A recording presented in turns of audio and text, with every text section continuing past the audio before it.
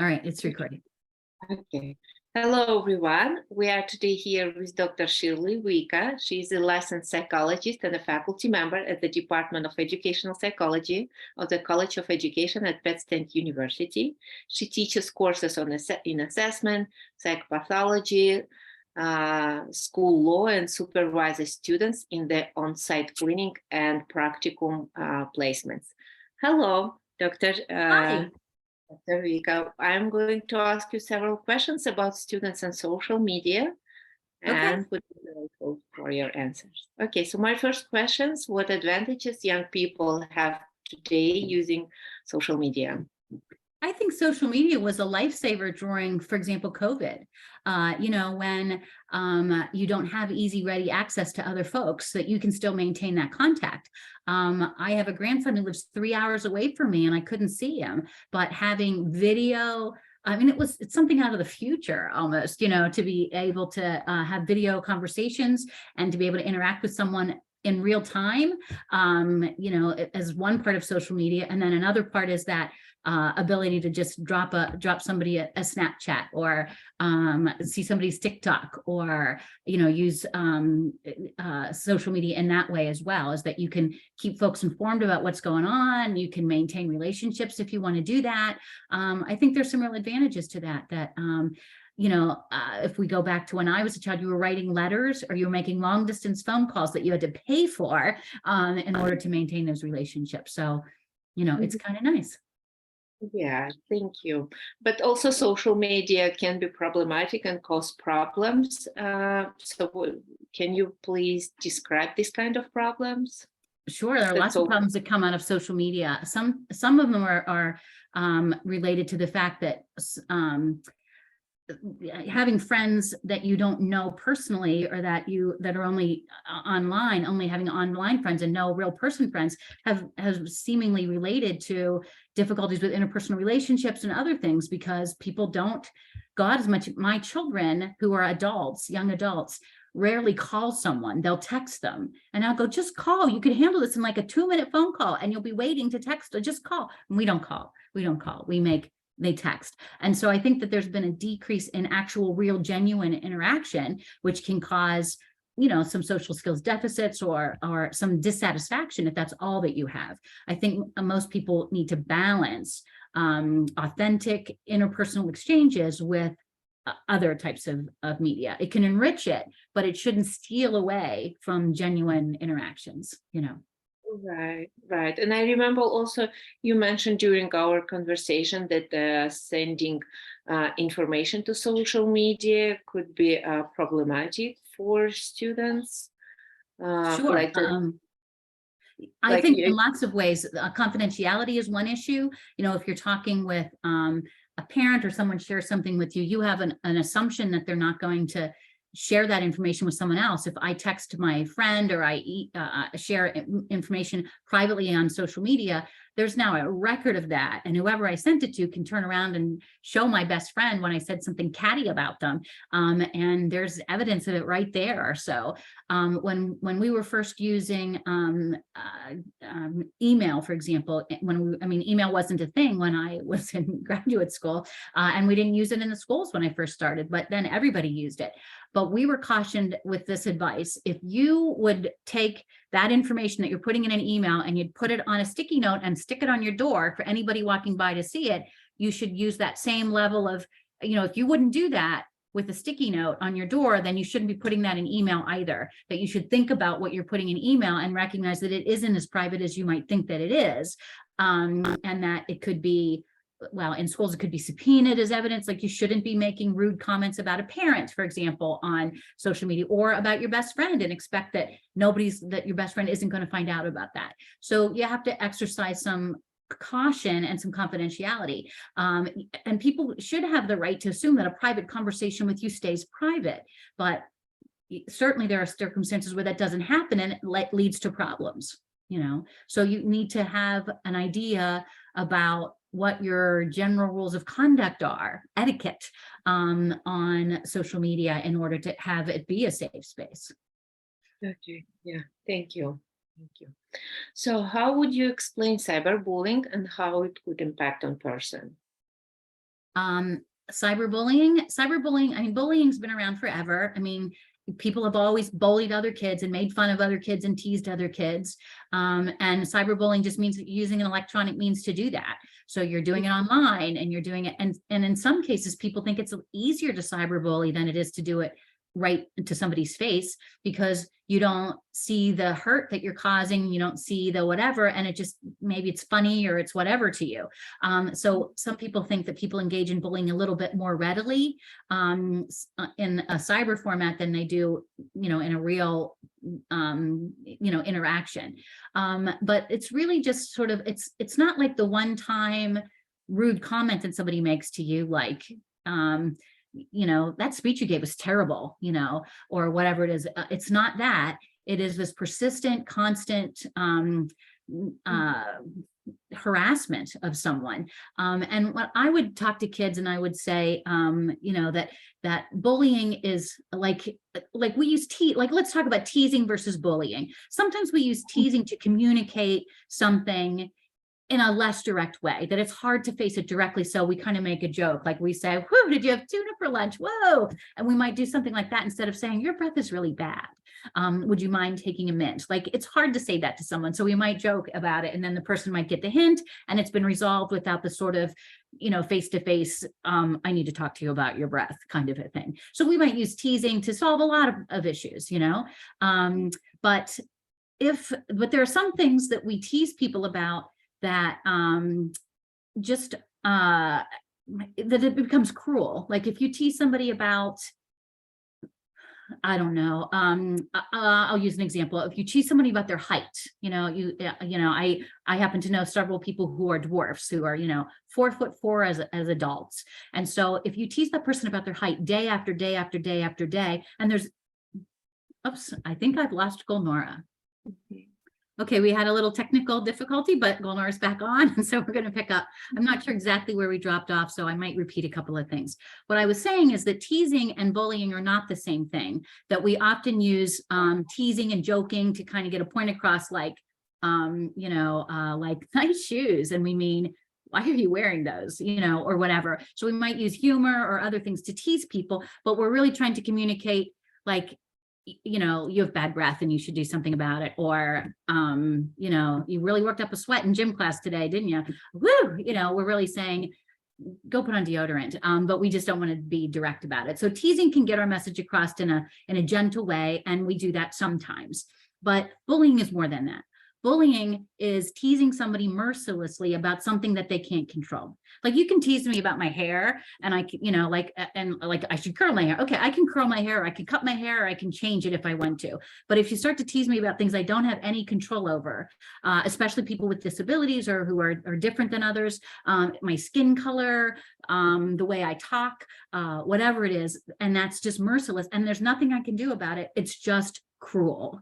And so if you're teasing someone over and over and over about something over which they have no control, that's bullying, And so I was giving an example about someone that I know who's a dwarf or a little person, and just constantly being teased about how short you are. Like, what am I going to do about it? Like, I have a medical condition called dwarfism, a genetic disorder. Like, there's nothing I can do about it. And to just keep teasing me about it, like, I know I'm short. I know I'm short.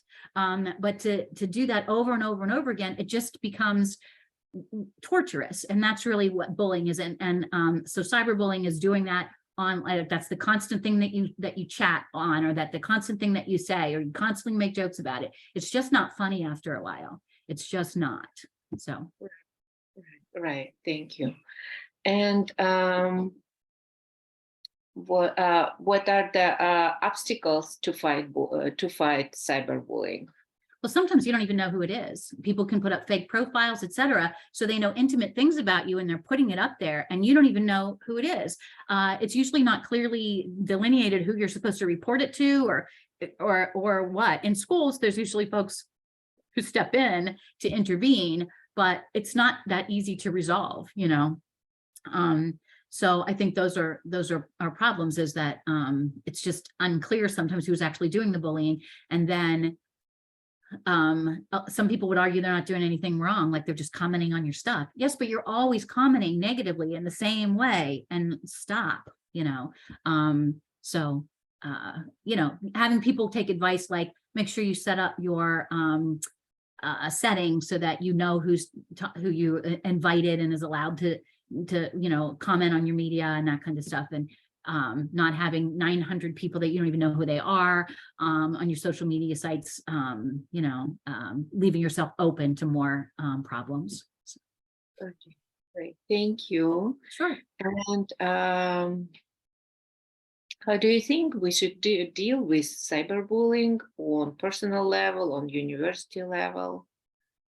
I think most universities have like ethics codes, and they say that we have a standard, and our standard is that we treat others with respect and that we are respectful of others. And so if you have a student who makes racist remarks all the time that makes others feel unsafe, that could be addressed by the university, or whatever it might be, that a person's making someone feel unwelcome, that those things could be addressed at the university level.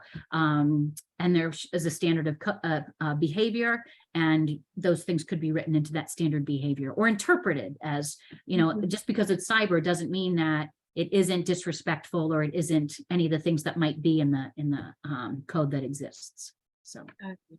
Yeah, but thank you. On the personal level, maybe in terms of like resilience or developing like university climate, yes, that Sure. I think that if universities do take actions, or schools or whoever is involved takes action, it does show that this isn't okay behavior, and this isn't going to be accepted, and we are going to push this to make sure that it stops. So I think that having a clear policy statement is helpful, and then taking action when something does happen to support those students. Or this person has lost their university account now, like you've lost your account because you've abused it, or you have to turn in your computer because you've abused it. Some of those things might show that the university is serious about it and help to curtail that behavior. But yeah, I think those are the kinds of things that can help on a personal level. If you are if somebody is bullying you in some way, shape, or form, I think generally speaking, people bully you for a reaction, and when you don't have a reaction, they stop doing it, because it's not fun to poke someone in the back and then go, stop it, stop, I said stop it, that's why they're doing it. And if you don't react, and you're like, that's harder to do on a larger scale in cyberbullying. But whether you're out there screaming about it, or you have 10 of your friends attacking the person, sometimes that's part of the game. And so having a little bit of resilience into recognizing that's not the case, or blocking that person, or taking other steps to stop it besides engaging and giving that person a whole lot of attention in some way, shape, or form, sort of either blocking them or withdrawing from the situation, and having resiliency to just say, this doesn't need to bother me to this extent. Again, if it becomes problematic, then take steps to have others intervene on your behalf, whether that be the university or your school district or whatever. Yeah. So any other strategies on personal level when sometimes you just try to show that you don't react, but it still hurt you, and you can, it's difficult to deal with this feeling, maybe like visit counselor or any other strategies? Sure. I think that a lot of people have friends that they do trust and can talk with, to treat yourself when you really need it, when you really just need, I just need some ice cream and I'll feel better, like you should know, I need a good run, like a good run will exhaust me, and I can let go of this anger.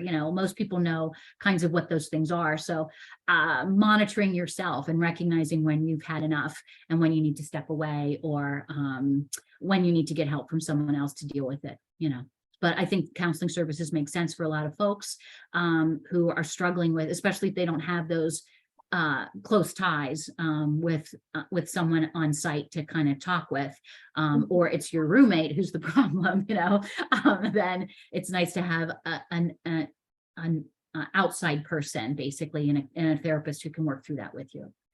Okay, great, thank you. So, and I specifically want to ask you about the kind of interaction of students and social media, such as sexting. So what do you think about it? What does it mean? Well, sexting is really has a pretty tight meaning, and that is when you send nude pictures or almost nude pictures, like topless, not like you in a bikini. That's not sexting, but you in an intimate kind of, like you're either topless or you're nude, is basically what the types of pictures are. And I mean, females are topless, but like genitals exposed, that kind of stuff. And you're taking those pictures and sending them to someone. Now, you might be involved in a long time relationship, 5 years with your boyfriend, and he asks you for a picture, and you send it. But relationships can end at any moment, and then you have all of this stuff again, like going back to the sticky note on the door. If you wouldn't put a nude picture of yourself on your office door, then I wouldn't put one on the internet, or on my phone or on whatever. So I would very much caution folks, if you want to send someone a suggestive photograph, that's a different thing, where yourself in a bathing suit would be suggestive, or positioned in such a way that you can't see any of the most important parts, the most private parts. Those would be alternatives to that. But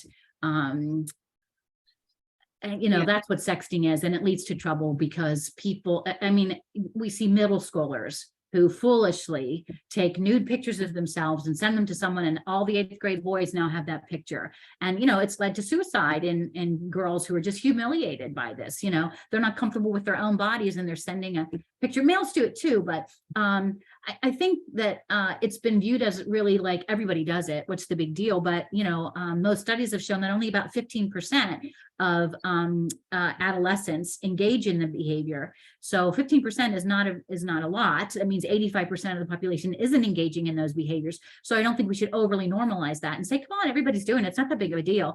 But you risk having that out there, and most people are not comfortable having nude pictures of them circulated among their coworkers and classmates. We don't stand around naked in front of most other people. So I would caution people not to do it in the first place.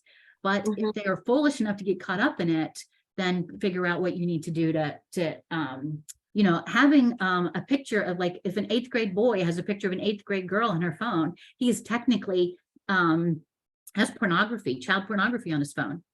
And that's a legal issue. And if it leads to lots of issues.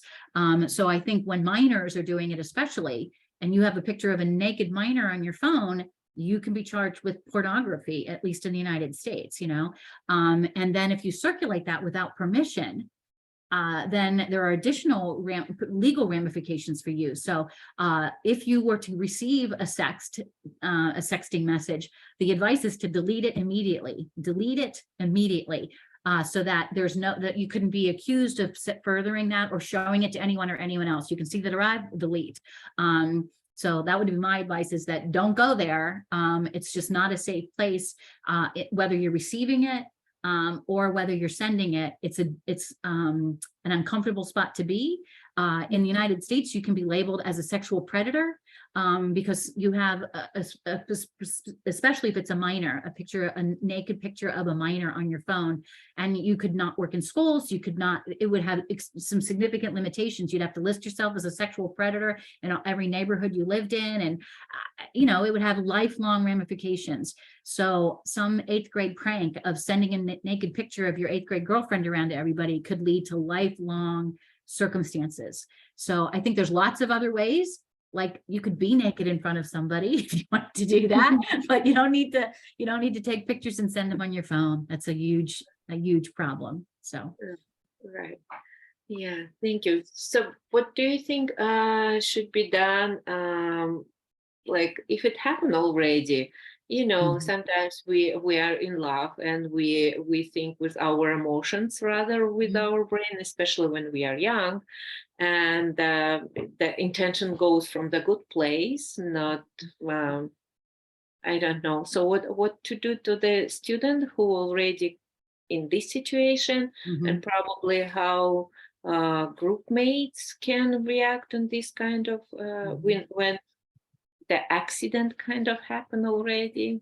Sure. If you've already engaged in that and you're thinking, maybe I shouldn't have done that, you could reach out to the person that you either received it from. You could delete it if you have it on your phone, for starters. But if you've sent a picture to someone, I would reach out and say, please delete that. I'm embarrassed to have that on my phone now.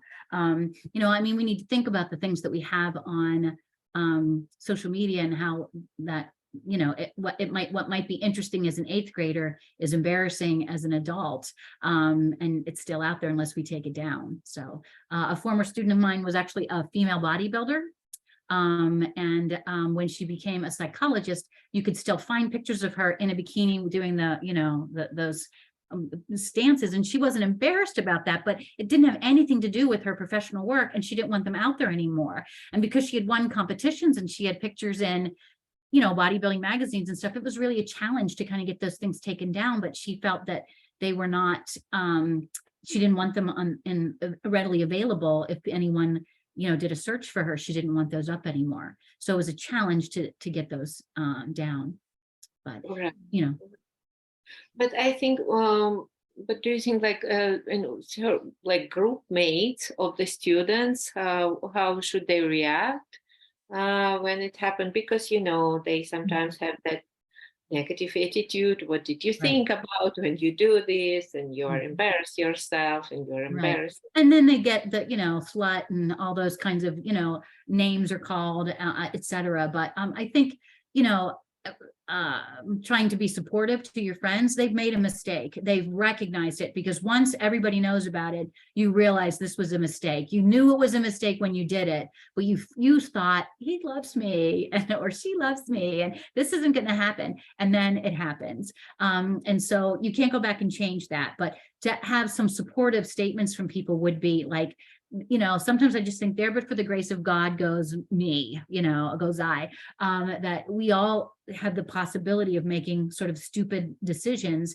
And we don't need everybody else telling us it was a stupid decision. We know that. We need people to say, I understand how that could have happened. I'll help you. I'll talk to him and try to get him to not send it to anybody else. That doesn't mean anything about you as a person. Don't listen to the people who are saying this, but you do need some support. And again, if you're having difficulty dealing with all of that, because there have been pretty widely publicized cases of people who have been in that situation and become so distraught that they have decided to die by suicide, you need to seek out assistance if you're in that position, but a 13-year-old girl who's just been mortified by every boy in the school has seen her naked now, and all the girls are saying slut, whore, that's just a rough place to be, and your parents are upset with you and everything else. And so that's the solution that folks have taken. So I just think that recognizing that it is stressful for the person who, you can say it was your fault, you should have never done it, but that doesn't really help now that it's happened. Yes. So we should counsel people not to engage in that behavior and make sure they know the risks. But at the same time, 15% of the population is engaging in that behavior, thinking that they're in a safe space. And for many of those people, it remains a safe space, but it's violated sometimes. And we didn't give consent for that. And so that's a violation of the trust in that relationship, and that person needs some support. Right. Yeah, I agree with you. It's just violation of the trust, and person really needs support. Yep. Okay, thank you so much. Sure.